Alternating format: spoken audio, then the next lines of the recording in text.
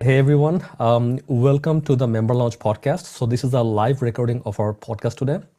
So we took a bit of a break like last couple of months during summer. We were traveling, and then it was a little quiet on our end. So we didn't do so many events, but we have so many events that are lined up over the next couple of months.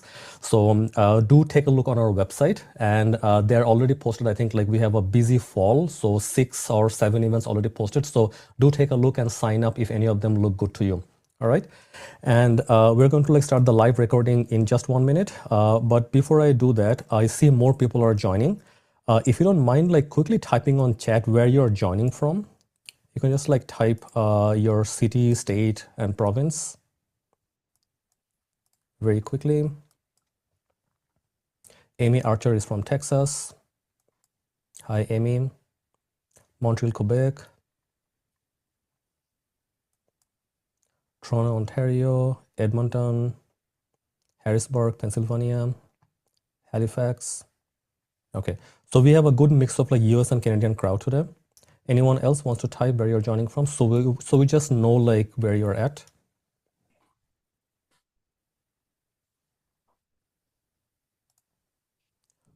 Markham, Ontario.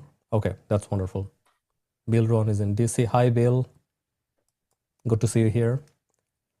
All right. Okay, so with that, let's start. Okay, and in general though, so this is a live recording of our podcast, and we received so many questions, and if you have any more questions during the episode, you can actually like just like type on chat, or you can raise your hand and we'll unmute you. You can like join us on the audio, and we can talk to you right away. Okay. All right, and we'll start the recording with that.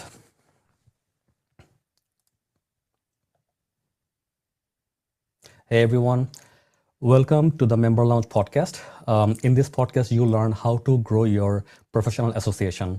I'm Farhad Khan. I'm the CEO of Member Lounge. I've been working with associations for I think like 15 plus years now.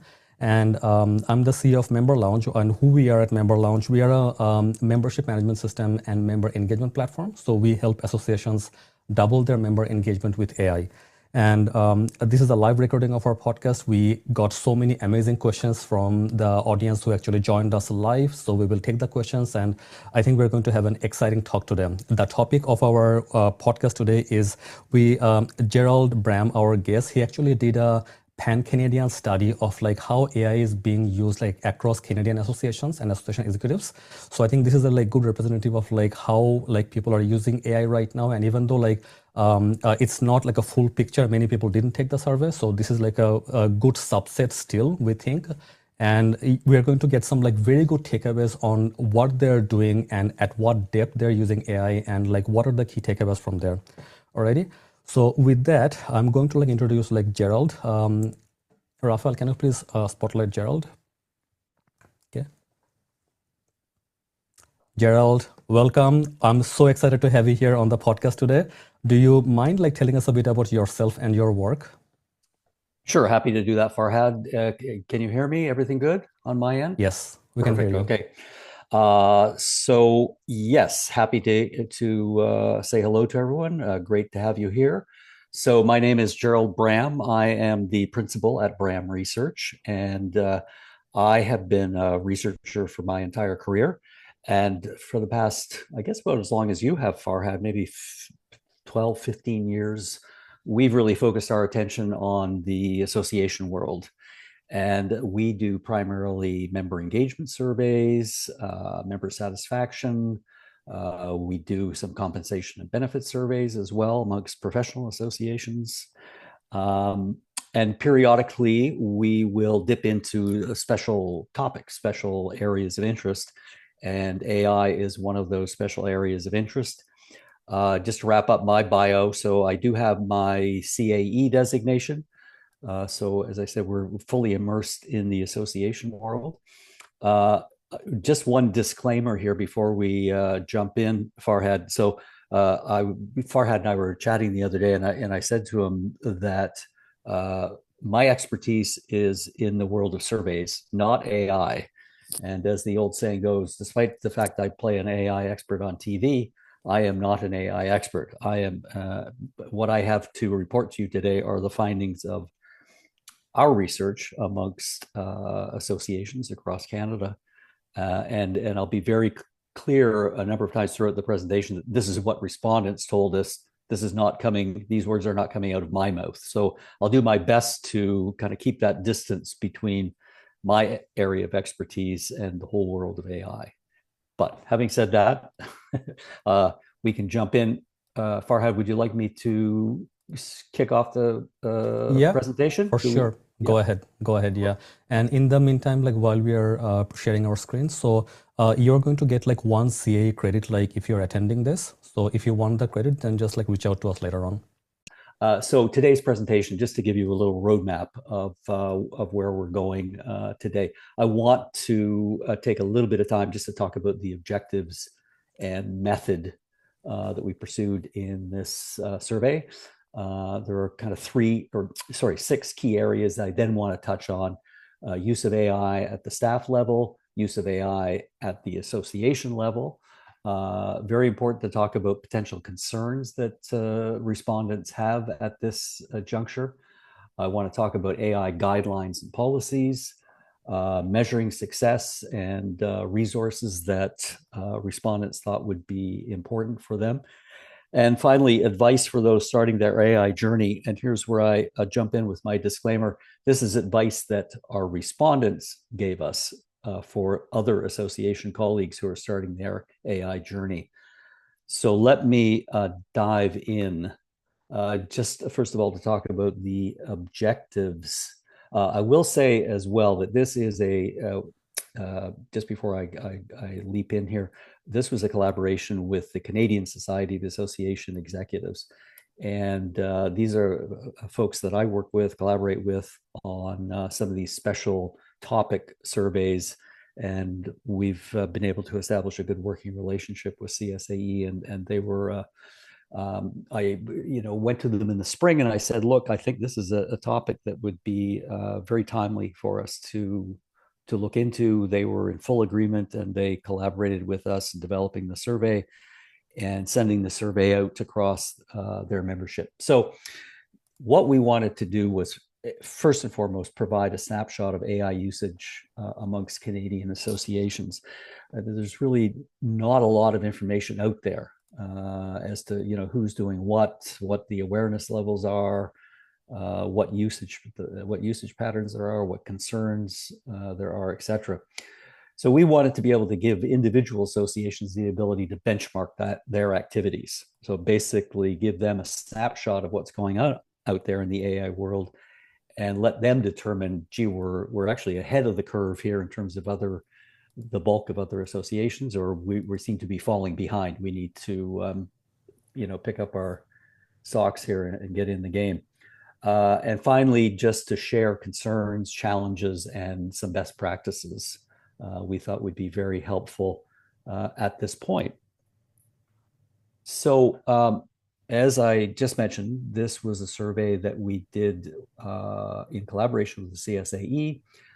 They took charge of sending the link out to their members. And it was very important for us to get responses not only from the chief executive officers, the executive directors, for example, CEOs, but we also wanted to reach down into the association, the participating associations, to see what staff were doing. I mean, it was our intuition based on some anecdotal conversations that we had that there was actually a fair bit of activity happening kind of at the lower levels of the association world, and maybe in many cases the executive director might not necessarily know what's being done by others in the organization. So we wanted to reach out across the entire organization. So we had pretty much an even distribution of interviews across the associations that we spoke with. So 46%, almost half, were kind of the senior executive management, the support staff. The other 54% were the executive officers who were responsible for reporting to the board. So I want to talk, first of all, just share a few slides with you about use of AI at the staff level. As I said, it was our feeling based on anecdotal evidence that there were a number of kind of staff using AI, but may not necessarily be communicating with senior executives about that usage. So we just had a couple of general questions up front. Tell us about your use of AI tools. And we asked them to put themselves into one of four buckets. Yes, I use AI tools regularly, part of my work decision-making process. I use them occasionally. I've tried, but I use them infrequently, or I have never used AI. So we have, as you can see there, 30% who say that they are regular users of AI, and an additional 40% who are using AI occasionally.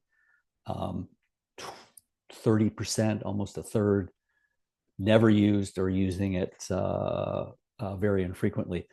And I don't think this will surprise anybody, but if you look at the kind of age demographics here, it's the younger folks who are more inclined to be experimenting with AI as opposed to their somewhat more older colleagues at the association. So then we also wanted to ask them just a kind of a classification question about their familiarity with AI technologies within an association setting. So, we left that first question fairly open-ended because they could be using AI for personal reasons. But we wanted to zero in specifically on how you're using it in the association setting. So 15% said, I'm very familiar. I actively use, manage, or oversee AI tools in my association work. And another 45 somewhat familiar. So a total of 60% saying very or somewhat familiar. And then roughly 40% who's saying, I'm a little bit familiar, limited knowledge, or 11% not familiar at all. So then just kind of wrapping up this section, we did ask a series of questions about, well, how are you using? What's your usage of AI? Like, tell us a bit about that. So I guess I would classify all of these uses as being kind of operational. People if you look at all of the responses are essentially using AI to improve operational efficiency. So they're using it to improve their writing, they're summarizing documents, they're transcribing meetings, they're drafting emails, generating content, in some cases, barnstorming ideas. We got a lot of ways in which I'm just showing you the top of the list. But I think what's interesting, and we'll dig a little bit more into this in the next section, is that it's kind of, tip of the iceberg type usage, if I could use that type of description. We didn't see a lot of people saying, it's really kind of thoroughly embedded into our organization, and we're using it for strategic purposes. We're using it to improve member engagement. We're using it to improve member acquisition, what have you. It's still kind of at that surface level of making, my world, my life a bit easier and moving things along faster. I guess the question I have is, once you've freed up that time, how then are you reinvesting that time? And could you be using AI, to further advance the cause of the association? So Gerald, I think I have a quick thought on this right now. Please, yes. We noticed on one of your slides earlier that 70% of all respondents were using AI occasionally or less than occasionally in general. Uh-huh. So in the, I think AI, ChatGPT, the whole boom has started 2.5 years ago roughly. And if at this point in time we are seeing that 70% are using occasionally or less than occasionally. So I think there is a huge room for improvement in adoption itself. And so I think this slide as well. So when we're adopting AI there, we don't have to kind of go deep into it right away. So you mentioned, Gerald, that a lot of the use is at surface level, but even that is very important. Unless you dip your toe quickly right now, where in any shape or form, it's very difficult to kind of like learn even like at that level and then grow from there. So even the surface level, like use is very, very important. But I think like what we're seeing is that like the adoption is still pretty low. I think a lot of people could actually not use it occasionally, but maybe like use AI as a go-to companion, like for day-to-day work in whatever areas you're working on. Yeah, I think that's a very fair statement. Yeah, I think you're right. And when we get down towards the end of the presentation, that's one of the recommendations that respondents gave us. We said, how would you, if you had to guide an association and introduce them into the AI world, what would you recommend? And for sure, it's dip your toe in the water, start experimenting now. Don't wait. I think what is potentially holding a lot of people back, and we'll get to this, but is concern around data security and things of this nature.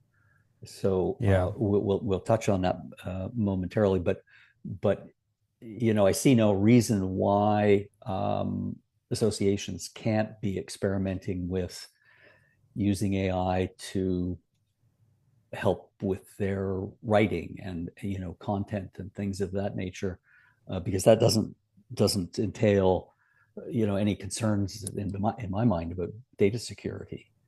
But yeah, anyway, I'm just echoing your statement, Farhad, that it's very important, I think, for associations to be experimenting and to be kind of dipping their toes. There is a lot of room, and then I think once that comfort level starts to improve, then you can start to dig further into, okay, well, so AI can help me do this. What about this over here? Can it help with this particular? So let's keep diving forward. So now we got into questions related to use of AI at an association level. We've talked about your personal use of AI. What about, how would you characterize your association in terms of what state are they in terms of AI usage? So this is kind of the adoption curve question, and I think we're all probably pretty familiar with an adoption curve, and we've looked at other technologies as they've come along and tracked where individuals are at in terms of their adopting social media, adopting the internet, adopting what have you. So these were the kind of 5 categories that we asked about. How would you describe your association in terms of AI usage? And it goes all the way from the left-hand side of the chart.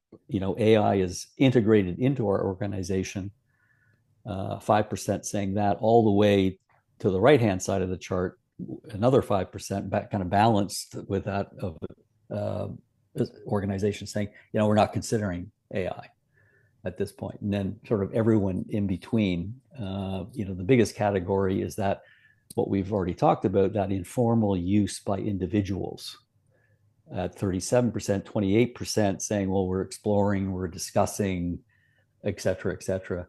But this was an important measure for us to take, all related to that kind of benchmarking aspect of why we did this study, because it would be really interesting to kind of repeat some of these key questions a year from now and find out, way back in 2025, 5% say AI was integrated into our organization. Where is it now? How is that changed in the intervening year or year and a half, what have you?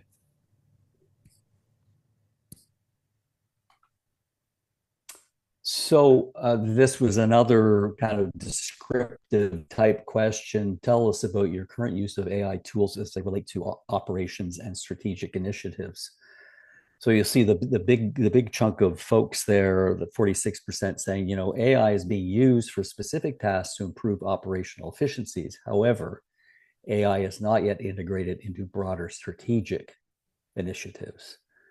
And I think that kind of speaks to where we're at, and hence the kind of metaphor of we're dipping our toe in the water is apt. Another 24% conducting small scale experiments, but no formal adoption. We're aware of AI's potential related to operations and strategy and have begun researching its applications. uh, relatively few people, 5% again, as well as operational efficiencies, AI is being used on some strategic initiatives. For example, member engagement, retention, acquisition. And I have to say, I mean, I think this is really where the true power of AI is going to reveal itself as organizations dive deeper into the AI world and start to figure out ways to use it for engagement, retention, acquisition. And maybe as the operational efficiencies kind of bear fruit and people at various levels in the organization have free up time, they can then devote themselves to some of these deeper issues that associations are facing regarding engagement, etc. So we did say, okay, operational efficiency. So tell us, how exactly is AI helping you improve some of these operations that you're talking about? I'm just showing here the top of the very initial elements on a very long list of ways in which people are telling us they're using AI. But as we've already talked about, it's really content creation, scheduling and meeting summaries, data management, for example, deduplicating records, administrative automation, membership renewals, invoicing. So that seems to be at this juncture the focus, or on things of this nature. Farhad, does that resonate with you? Is that kind of what you're seeing as well, or are you seeing other kind of deeper applications at this point? Yeah, I think like this is about it. So we are seeing our audience and like many of our clients are using AI in this way as well. And particularly like on our case, like since our platform Member Lounge is an AI powered platform, so we are baking in a lot of the AI and engagement within the platform itself. Yeah. So a lot of our clients are actually like leveraging those AI like features to kind of like drive better engagement. Yeah. So what's funny is that like Nova Scotia, one of the like first like provinces in Canada that actually just like they're giving the pharmacists in Nova Scotia like almost similar power as a doctor, like a GP, to prescribe on small ailments on like or like a large group of like diseases and whatnot in general. So and we are doing like a pilot with them, with our platform and AI to help the pharmacists take better clinical decisions to prescribe. So these are like very early days, but like this is very exciting, like where we are at right now in general. Yeah. So I think like and also like individuals need to start using AI as soon as possible. So this happened to us, I think 3 years ago as well, that I am a software engineer myself. Our team is like very deep into AI.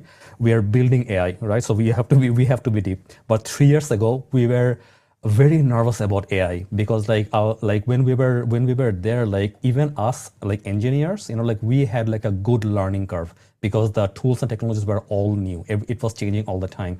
Yeah. So back then, like one thing that actually I told all of our team members that like, what, like being afraid or like being nervous, like that wouldn't help in any way. At an individual level, every single person has to just like learn the new technology, adapt as quickly as you can. So then we started using AI at an individual level as quickly as possible. Okay. Right. So like once the individuals in the team started using AI in their day-to-day work, then the comfort level was automatically built. Right. Okay. So even if like you cannot adopt AI organization-wide right now, if you just like empower the individuals, your staff, to use AI in any way they can. And another advice that I have in general in AI adoption is that as a leader, you don't have to do all of it like yourself, right? So you can ask your team members, your staff, to find tools that will help them do their work better. Divide the responsibilities. Then you'll find that like different team members will come up with different tools, and then like you can actually like share notes and see who's using what for their job. Right. So. Right. And then like mostly I think, Gerald, what you saw in the responses, this is like very, very similar. Like one area I think like is underutilized right now is using AI to kind of like create like course material. So I think that falls under like content creation, but like particularly like course material, educational material, like, so I think like going deeper into that and also like creating exams, right? Okay. Like using Yes. AI. So I think this is a very powerful area that people are not like doing enough right now, but I think like course material and then like exams, I think this is very powerful as well. Right. So let's dive into next, Farhad, the potential concerns, and Sure. I think this is kind of where the barriers exist for a lot Yeah. of association. Actually, Yes. Gerald, sorry to interrupt. I want to ask the audience, like, is your team using AI in some way that we have not covered? Or if you don't mind just like typing on chat, what are you like using AI for right now? Just like one line, maybe like content creation, marketing, ideation. Yep. I see lots of familiar faces in the room right now. So I'll call out a few names. We have some clients here today. Oh, that's fantastic. Yeah. So we have some familiar faces, some clients. So like I see Ellen, I see Bill, Cecilia. I'm glad you're able to join. Dawn, Heather. Who else do I know in the audience? Laurie. Okay. So we're seeing some results here. Okay, Ellen is saying minutes writing, meeting minute. That's fantastic. Kim is saying writing, editing content. Cecilia is using AI for marketing. That is fantastic. Okay, this is good. This is good. Bill is saying minutes and email creation already. Okay, Ellen, can you elaborate a little more? So, are you like, do you actually mean like meeting minutes? So, whenever there you have like a Zoom meeting, you're recording the meeting, and then you're taking the notes automatically with AI. Is that what you mean? Yes, we are trying, and we have implemented for our board meeting to capture the minutes and the action plan. So quite helpful indeed. That's fantastic. If you don't mind sharing what tool you're using. I think it's Fellow. Oh, you're using Fellow. I There you go. think. Another Ottawa company. Excited. Yeah. All right. All right, Gerald. Sorry, back to you. Okay. So yeah, I did want to spend a little bit of time talking about potential concerns because, as I've said a couple of times throughout this presentation, I think this is where one of the roadblocks exists, one of the barriers to adoption. And so we did talk about in our survey. We gave respondents a whole list of potential concerns and asked them to kind of rate them from very concerned to not concerned at all. Then we asked it as an open-ended question. So we came at it from a couple of different directions. And what I'm showing you here is just the top concerns. I mean, they're, again, kind of a laundry list, but all of these on this particular chart are a percentage of people who said very concerned. So you know that these are kind of animating some decision making around the use of AI. So uncertainty about AI, how AI tools handle sensitive member information. I would say that's number one. We hear that a lot, and I think there's a worry that I will upload some sensitive member information into ChatGPT, for example, and that's going to then be used for training purposes. I don't know where it's going to go. It's going to go out into the world. Unclear how AI aligns with legal requirements. AI making incorrect or misleading recommendations. I think we all have experiences and stories of AI hallucinations.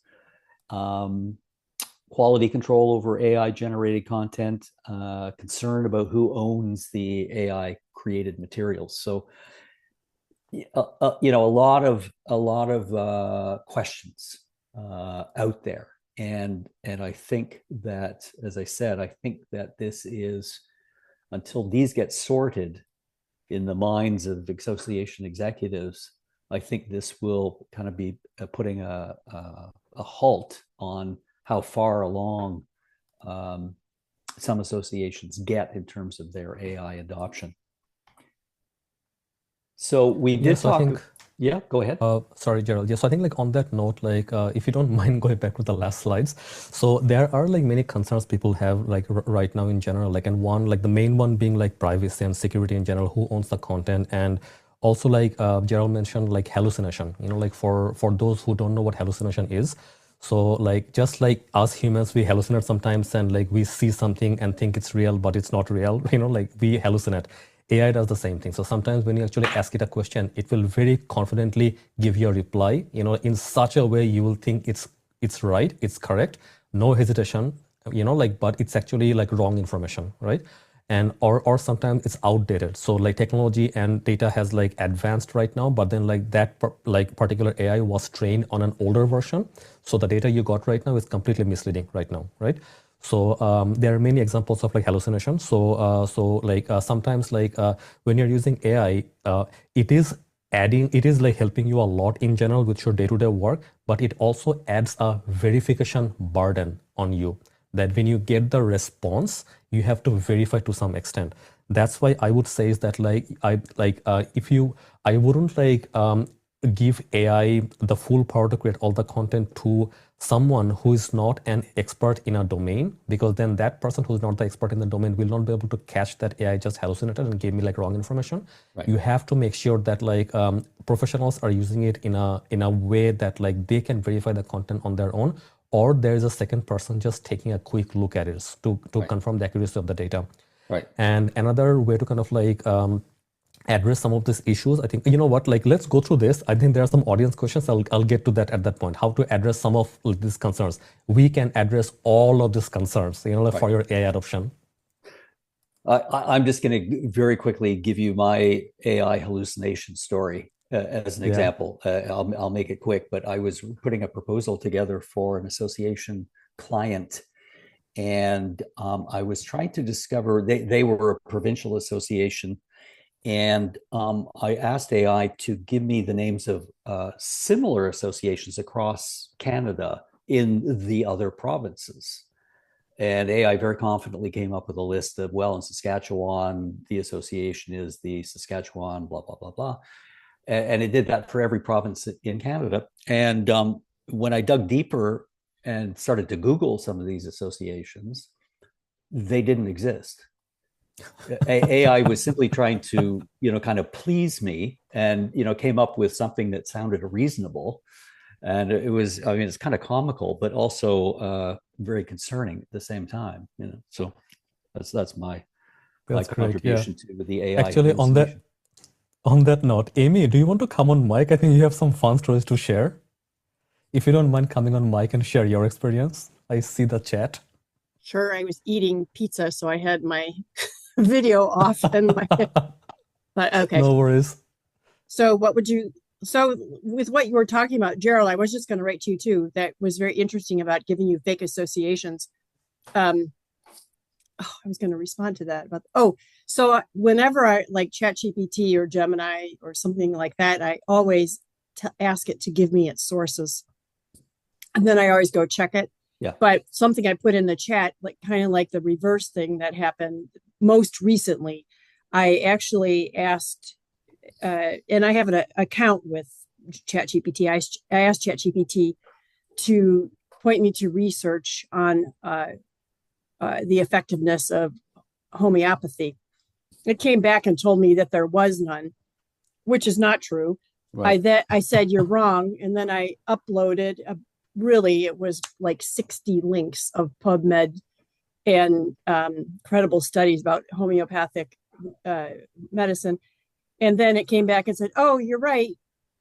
Blah, blah, blah, blah. Yeah. And that has happened to me more often than I would have thought would happen. So Right. I've kind of learned with that too. Like if I'm okay with, whatever I'm asking it to do and it comes back with what I need, that's great. But if it's not, rich enough or enough detail or whatever, I challenge it or I push back, because then the agents will go out and find more, will give me a better answer. Right. Is that what you wanted me to share, Farhad? Yes, that's fantastic, Amy. Thank you so much. All right, let's just speak for a bit here about AI guidelines and policies, because I think this is one of the very interesting findings of our research. So we asked our respondents, how important is it in your estimation to establish formal AI policies?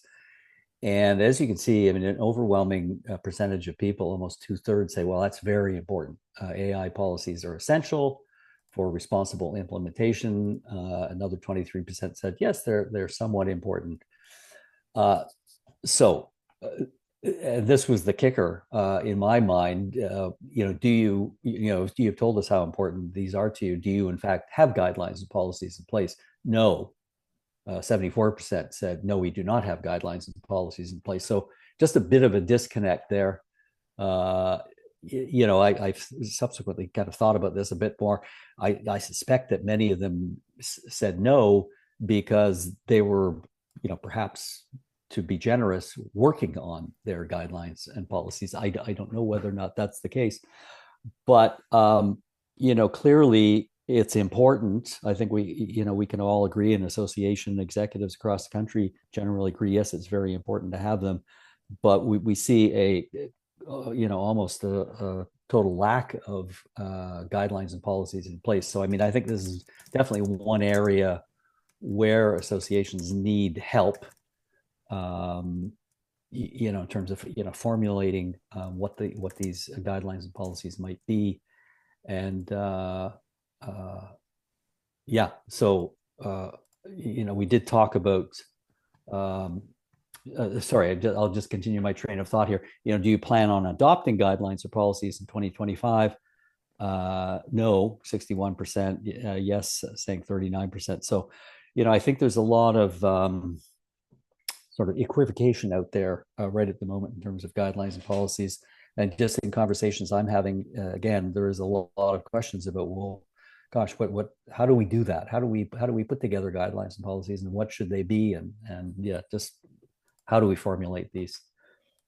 So we did say to them, what items do you feel should be included in guidelines and policies? And again, I'm just showing you on this chart the top items that were mentioned. I think, yes, we can all agree these are quite important. What member data can be collected, stored, shared, ensuring that staff understand their responsibilities underneath these guidelines, having a list of approved AI tools that are safe for staff to use, and a clear understanding of what information should not be uploaded into AI, for example, personnel-related documents, including resumes, for example, that sort of thing. So, I think there's a kind of a sense as to, how we might go about or what should be part of our guidelines, but there's a kind of a hesitation, or associations just aren't there yet in terms of putting these together. And as I've said, I think that's one of the things that's really sort of hampering kind of moving forward with using AI in some of these more strategic ways. Farhad, are you getting that sense as you kind of work with associations as well, that guidelines and policies are an issue? Yeah, absolutely. So guidelines and policies are definitely an issue. And I think so sometimes we think that our policies have to be like foolproof, and we form a committee to create the policy. And I think that's too much at this point in time. So I truly think that it should really be guidelines at this point in time, as opposed to full policies. So guidelines as in best practices for your team, and it doesn't actually have to be for the entire team. You'll see that there are certain team members who are more savvy on technology and they're using AI heavily, and they're the ones you should be talking about to see how you can actually use AI in a safe way. And I would say, if creating a policy is very difficult for you, start with best practices. Start with best practices for security. Right. And then also if you're using AI, you should mention that AI has been used to produce this document or produce this. I think that mention is very important. And also what's important is referring a source. Oftentimes you will use AI to brainstorm, but the AI actually used a source. So I think just exactly how Amy mentioned, that you tell it to point out the source. Then if AI did give you some material from a source, you should not plagiarize. You should refer to that source as well in your document. That, by the way, I got it from there, even though you used AI to summarize. Right. All right, moving ahead. So just a couple of slides here about measuring success and resources that you might be wanting to use to kind of further your AI journey. This is another bit of a surprise here. Are the success of your AI initiatives being measured? And 5% said yes. So again, I would want to see that number percentage sort of greater. I mean, how do you know kind of whether or not you're making progress or not, unless you're kind of measuring your kind of initiatives and efficiencies and things of that nature. Are financial resources being allocated to some of your AI initiatives? And about a third said yes, but that's still at a fairly low level. I mean, mostly it would be, I subscribe to ChatGPT, or I pay the monthly ChatGPT fee. But apart from that, very little in terms of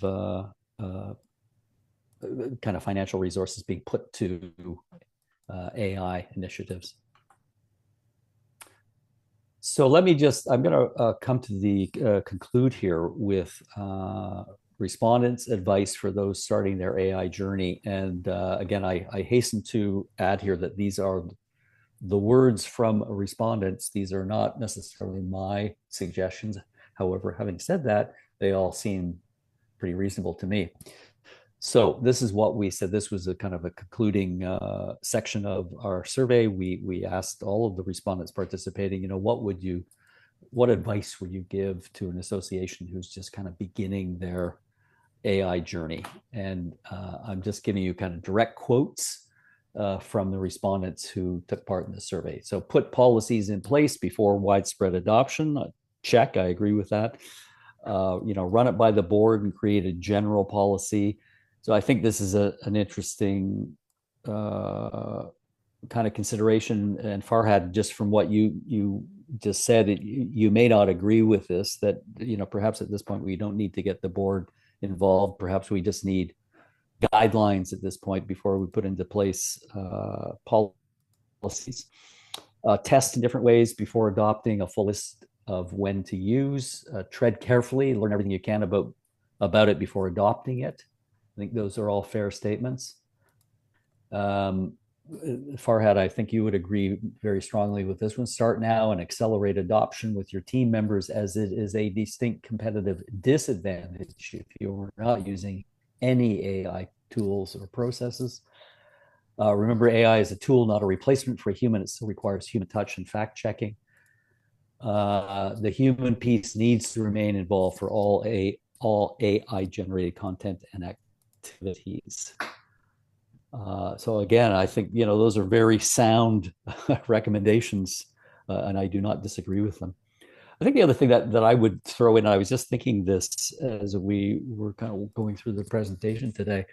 I'd make a bit of a pitch for understanding what your members' expectations are and where they're at in terms of AI use. I think that's important because you could have an association where your membership is quite progressive and fully expect you to be adopting AI and using it to everyone's advantage. You might have another association where members are more reluctant and less likely, and their AI usage is quite limited, and they're kind of a little concerned about this. So I think knowing your members' expectations and their current usage habits could be helpful. So there's my plug for member research.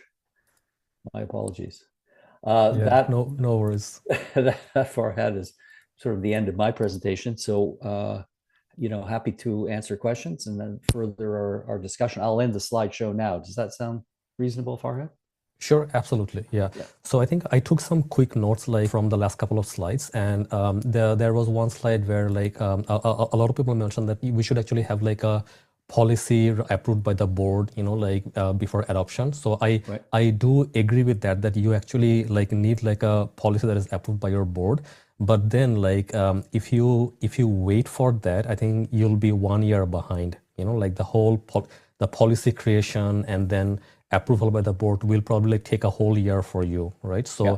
But then should that stop you? I don't think so, right? So I think what you should do is that of course you need the policy approved by the board, but in the meantime, create a general best practices guidelines, right? And if your uncomfortable creating a quick set of guidelines, like talk to someone who knows about it, talk to me, maybe talk to like anyone else in your network who Yeah. does AI work day to day, and then like use their help to create like a best practices guideline. Like, and this is very cheap, very easy for you to do, but it'll kind of like protect you in general. So yeah. Oh, what just happened? Am I back? Can you hear me still? You are back, Farhad. Yes. Okay, that's fantastic. I don't know what just happened. My internet is physically plugged in, and even I then, think sometimes I think your passion overheated, the wires or something. the network. That's right. Just kind of. Exactly. All right, that's good. Yeah, so I think like you should like create like a quick set of guidelines now, like for your like practices, and then like keep using AI, like, and not let that stop you. Now, on that note, I have like another quick comment. So measuring success like with the use of AI like will not be easy for you, right? So, and that's why I think a lot of people mentioned that like we like only a few people are measuring success, like most of them are not. Now, here's like my quick thought on this. We did a quick like test within our team as well. So across our development team, we actually adopted an AI tool that is like an AI companion for developers to write code. Like, this is insane what it's doing right now, right? But even then, what we found is that when we gave that AI tool across our whole team, we paid for everyone. It did add the verification burden on each developer, right? So like even though like there was like a lot of like good code was generated by AI, the developer still had to verify it and like make sure that whatever it did was actually like good and he's willing to actually deploy it on our product. So measuring success is not easy, but then like we actually did like a pulse check across our team, right? So how much productivity gain are we getting like from adopting like we rolled out AI across the whole team, right? So with that, is it 2x, is it 10x, like where are we at, like ballpark? And believe it or not, like what we found is that the productivity gain was probably 1.25x. It's not double, it's not triple, it's a slight increment, 1.25x. And then in my dialogue with the team, what I found is that like I think like what we have to understand right now is that we will probably like not get a lot of like volume work as a result of AI, but the work that you're doing right now can be improved with AI, right? So I would encourage you to like focus less on producing more quantity but focus on like producing better quality with AI right now. The same person paired with AI, with their like AI brainstorming, AI ideas and everything else, their work can be probably like of a higher quality with lower effort. I think this is important. Higher quality work with slightly lower effort so that the extra capacity can be used for other more important things. Right. So this is my like very quick takeaway. So with that, I think I'm going to like jump to the audience questions. We got so many great questions. And if anyone has any question, like please type on chat and we will take them live. You can also raise your hand if you have a question. I'm going to like go to my screen now and then take some of the questions that were submitted by the audience before. And by the way, like you are going to like get like a 1 CAE credit like from this episode, from this event. So if you do need the credit, then please reach out to us later on. And also like if you have to leave or like if you want to like talk to me later about any of your like AI challenges you're having right now or your adoption, please book a time to speak to me. Rafael, if you don't mind like providing the link to book a time on chat, that will be great. So you can just like book a time with me and then like it's a free 20-minute call. Just like come to the meeting like with your AI questions. I'm happy to answer the question and this is a free call for you. Okay. All right. So I'm going to share my screen to go over some of the audience questions. All right. We try to make sure that we respect people's privacy. So the email addresses are like grayed out here so you can see it. Okay, so sorry, this is probably too small for people to see. All right. So the first question we have is from Suzanne Alfano. Hi, Suzanne. So the question is, where can AI provide the most impact improvement to association management?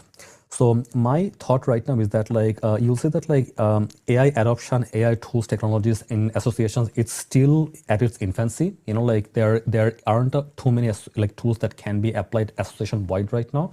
So what I would say is that like talk to your team and then like find like whichever area you can actually use AI in. Like don't limit yourself. There are not too many tools. There are tools, but there are not too many tools that can be used organization wide. So don't let that stop you. Like start using AI at an individual level in the job function that you have right now, right? So some of the things that we saw, like content creation, like better member engagement, like marketing, social media, right? So I think like those are like great examples. Grant writing being one. Grant writing like is very difficult sometimes, and then you can actually use AI for like ideation and grant writing, right? Again, do not plagiarize. Like if you're like referring to someone, like some document, then please like provide the reference. Okay, and I'll go through the questions in a rapid fire manner because there were so many questions and I want to address them. They were very good questions. Okay, so Catherine is asking, how can AI help with education programs, curriculum development, and manual textbook creation? This is very powerful. So this is the area I think where AI is underutilized right now. So people aren't using AI enough to like create curriculum and then educational programs. So one quick thing that we do then and that you can do as well. So we collect tons of data from our audience. So for example, like everyone who like signed up for this webinar submitted this one question. Guess what? This one question is being saved on our question bank, fed into AI and helping us produce better content for you in the future, right? So the first thing here is that like you need to kind of like take your audience member surveys and like whatever like feedback you're getting from them, like save them in a way that AI can read them, and then like if you're creating educational programs, like use member data plus your education data that you already have to like provide a very specific prompt, when creating education programs. So for example, if you tell ChatGPT to create an outline is different than creating a training that is different from creating a set of slides, right? So you have to tell ChatGPT that I want to create a curriculum for this audience at this level of expertise, focusing on these 1, 2, 3, 4, 5 topics, right? And then at the end, start with an outline. And then when you see the outline, you may not like the outline, right? Then you challenge ChatGPT that like, like I saw the outline, but I think I want to add these and remove those. So keep having a dialogue with it. So start with an outline at the beginning, and then after that, tell it to create like the whole curriculum and then the whole set of slides. You'll be amazed like how quick it is to like create things like this. And we use AI heavily as well in our team. All right, so I'm going to like keep going down the list of questions because there were so many. And if anyone has a question, please submit on chat and I'll take the question live. All right. And my calendar link is on there as well. So you can book a time with me too. Okay. So Desiree is asking, as an association, our members are looking to us to provide AI policy templates. Do you have any tips or suggestions? Yeah. So this is a very important one, I think. So drafting AI policies, I think this is like not easy for someone like who hasn't done this before, like, but like as an AI professional myself, like it's not super difficult for me. So I would say that like you should, if you're giving out the policy to all of your members, you should consult with an AI developer who has done this before, who knows this inside out. So so Desiree, if you're listening to this, or if you know anyone like who can help you out, like you can just like go to them and like tell them to create the template for you to begin with. All right. So Rebecca is asking, how do we get our staff on board and overcome hesitation? So like I said, we are afraid of things that we do not know, right? We're afraid of the dark because we cannot see in the dark, right? So I think like the most important thing is that like if you have a board that is hesitant, right? So then this is coming into the change management territory. Do not try to win over the whole board, right?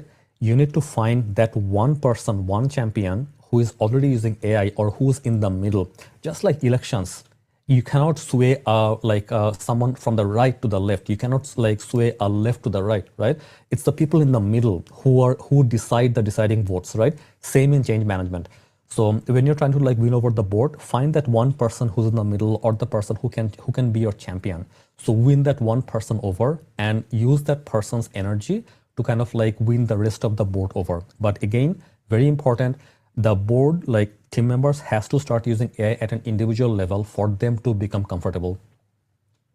All right. So Gerald, if you have any thoughts on any of this, please interrupt me. And yeah, I mean, I just scroll back again briefly, or on that particular note there. Yeah, because I'd seen a conversation recently about someone asking about, well, how do I mandate AI usage? And I think people were quick to say, that's just not the right approach. The approach is to educate, first and foremost, and that kind of applies to your statement at the beginning, Farhad, where you were talking about things that you're afraid of, you avoid, and so mandating is not the way to go. It's to educate and kind of bring people up to speed on AI. Anyway, that's my 2 cents worth. I love it. I love it. Yeah. All right. So Amy Archer is asking the need for an AI policy. How is that even possible in the quickly changing landscape with this, like for an association? So Amy, so believe it or not, it is possible, right? So like what you can do in this case is like you can actually have like some basic principles. Principles are evergreen, right? Just like we learned like at school, plagiarism is not right. If you're copying something, make sure you actually provide a reference. Just like that, we need some foundational principles in your AI guideline. Like for example, if you used AI, then please mention AI has been used. Or like if you're worried about privacy policy, like privacy in general, like data security, you need to make sure that you do not enter very sensitive data like onto AI, onto ChatGPT. And I'll talk about that briefly as well. There's another question on that, but like it is quite possible. So what you have to focus on is not like focus on tools, focus on your core values and the foundational principles, what is not allowed. Right? So like faking, right? So someone used AI heavily and didn't tell you. That's not right, right? So those areas, if you cover, then you'll see that like you'll actually have some like good like basic principles of using AI across the team, and that will become your policy and that will evolve, right? So Elaine, you asked a question. So is AI mostly used for internal operations, governance, policy drafting, or stakeholders engagement as well? Yeah. So I think like Ellen, right now, I think you're absolutely right. It's mostly used for internal operations, but like for stakeholder engagement, I think like this is at a broader level. Like not too many associations are doing that right now, but there are ways to do that. I think your team is already trialing something with us already. I think we are working with David to do a dry run of something and an AI solution. So I think like what needs to be done is that like if you are trying to do stakeholder engagement, I wouldn't do it like with all members all at once. I would take like a small pilot, right? So if like you have a volunteer group, you have a small committee, if you have a small like a stakeholder group like who is open to ideas, then just feel free like try like a small pilot, see how the pilot goes and then expand from there. But there are many ways to do stakeholder engagement as well. For example, member engagement, this is very important. And also another area is that having your members find personalized content, right, based on their preferences, based on their browsing behavior, which we are doing on Member Launch. So that is very powerful as well, like personalized recommendation based on what a member is doing. So yeah, there are platforms and tools that are actually using AI for stakeholder engagement as well, right? So the next question, Gary, to what extent do you see AI impacting the advisory services offered by accountancy firms? Oh my God. I think this is huge, like particularly like when you have to like do lots of like heavy writing. For example, like we file shred, we have to do like a shred like grant writing. So we are actually using AI for that, is helping us like condense our content better. So and then I think like this will impact, AI will impact everyone, like believe it or not, like accounting, law, like healthcare, like everywhere. So I think there will be a huge impact for accountancy firms as well. It's coming. There is this company called MindBridge from Ottawa. I think like they're doing some kind of accounting. Like I think they're doing fraud detection right now, but I'm sure they will expand from there. Okay, so I'll keep going. If anyone has a question, please type on chat as well, and I can take the question live from your chat. Okay, so Haley is asking how to bridge the gap with membership, those who crave AI integration and those who would step away from the association if it integrates AI. So again, I think like this is where the pilot is very important, right? So you have to do a pilot to get like a sense of what people are thinking. So do a small pilot, understand what the objections are, and if there's a squeaky wheel at the pilot, do not silence them, listen to them, because like if that person is complaining about something, there will be other people who will complain about the same thing. So you do a small pilot as a sample representative of your whole audience, and then learn from there, evolve, right? That pilot will actually help you improve your offering overall. That way, your broader audience will not step away because you would have like taken the precautions early on during the pilot. Yeah, I mean, Gerald, if I can anything to just add? jump in, we might be using pilot and survey in the same, more or less the same way.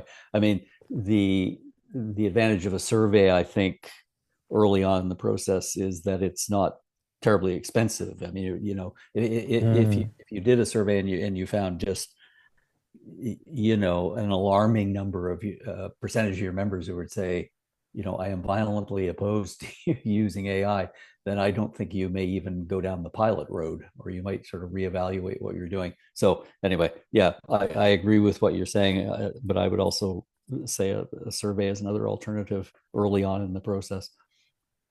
Totally agree. Collecting member feedback, like what members are looking for, right? So absolutely. If all your members say we do not want any AI to do with anything with us, I do not want to deploy AI in that case, right? For sure. Exactly. Agreed on that. Yeah. Right. So Johanna Bird is saying, I use AI pretty extensively as a professional, but I'm looking for information on how to best get AI integrated at a membership level.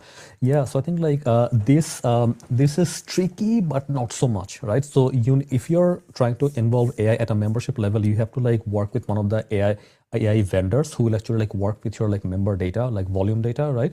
So I think unless you're a large enough organization who actually has an in-house development team, it will be difficult to develop in-house, right? So the process is it is a little complicated, right? So it's better to use an off-the-shelf tool, an AI vendor who can actually help you in certain areas. So I wouldn't try to do it all by yourself right now, right? Okay, so next one. Lisa is asking, as a member-based national association, what are some of the key things for us to keep in mind incorporating AI into our daily work? Yeah, so I think in daily work, one of the most important things to keep in mind, and in terms of data privacy as well. So if you're using AI day to day, like I mentioned, the privacy component, which is very important, right? So, and we did this with a client recently as well. So say you want to feed member data onto ChatGPT, right? Because you need it. You're trying to see you had a big long survey, you want to feed it to ChatGPT and you want to get a summary or top items or something. You want to get some data out of it, right? Then how do you upload that Excel file or everything onto ChatGPT for it to process it? What you do, you anonymize the data, right? So anything that is PII, personally identifiable information, a person's name, email, phone number, location, you anonymize the data. You can change the person's name such that I am Farhat Khan, you can call me FK, right? So Gerald can be GB, right? And if there are duplicates like that, give it another name, GB1, GB2, right? That way you can know who it was. Remove emails, remove phone numbers, remove location. If you need location, you can keep it location, meaning city maybe, city, state, maximum, not more than that, not the address. Then you upload that document, onto ChatGPT and then let it process the data. So there is a bit of manual work to be done, which I think is expected, right? Because you're getting lots of return as well. So I think this is something to keep in mind, that you need to anonymize PII when you're uploading to ChatGPT. You don't want to just upload emails or names, full names altogether onto ChatGPT. Organization names are fine because this is public data, is public domain. Anything that is public on a website, you can upload, right? Anything that is not public on someone's website, you cannot upload. All right. Next question is from Serena Bampas. Hi, Serena. Serena is actually my classmate at my CAE course. I am taking the CAE course right now. It's long overdue. So I met Serena at the class actually. So Serena is asking, how do you integrate AI without risking your private and proprietary information? So I think I just answered that, right? So when you're actually uploading data, make sure that you strip all the PII from the data you're uploading. And then with that, you'll be safe. So you're giving anonymous data, which AI won't be able to make much meaning of. And on top of that, there's something that is very important. So when we applied AI at our company at Member Lounge, we used an approach called RAG, Retrieval Augmented Generation, that uses the data without giving the data to ChatGPT all the way, right? So ChatGPT won't be able to train itself using our Retrieval Augmented Generation, that approach RAG. So if you're using any tool, just ask them, how are you using our handling our data?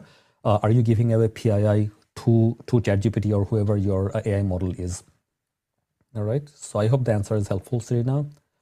So that brings us to the end of the questions. So Gerald, so I'll just stop my sharing for now. What will be your key takeaway for our audience today? Okay, a couple of things. So first of all, I would say, and we've said this several times throughout the presentation today, is to jump in. Don't hesitate. Start experimenting. If you are an association leader, there may be people on your staff who are using AI. You may not know all about the ways in which they're using AI. They may be younger than you. Those are the folks I think that you would want to recruit in terms of kind of leading the charge.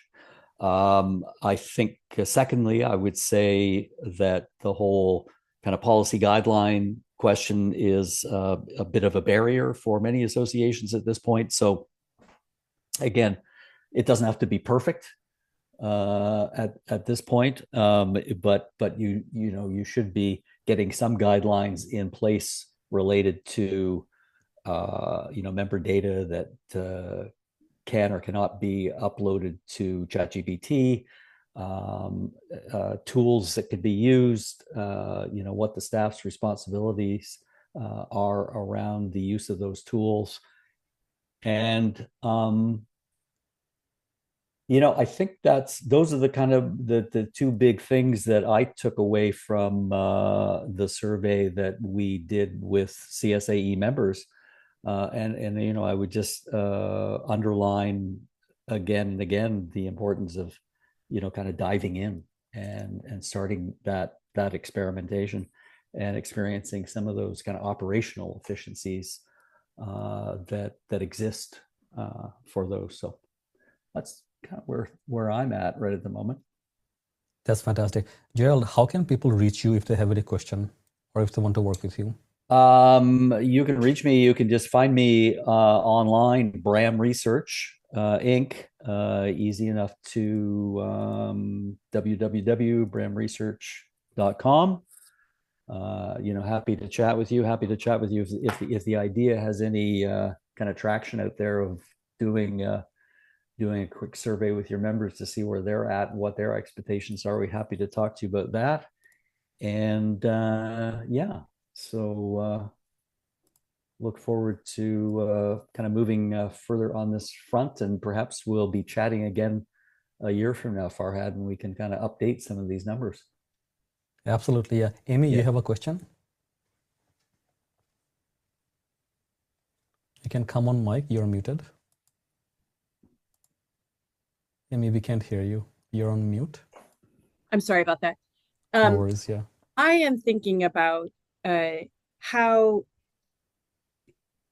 bots, people, organizations will manipulate AI. Like if,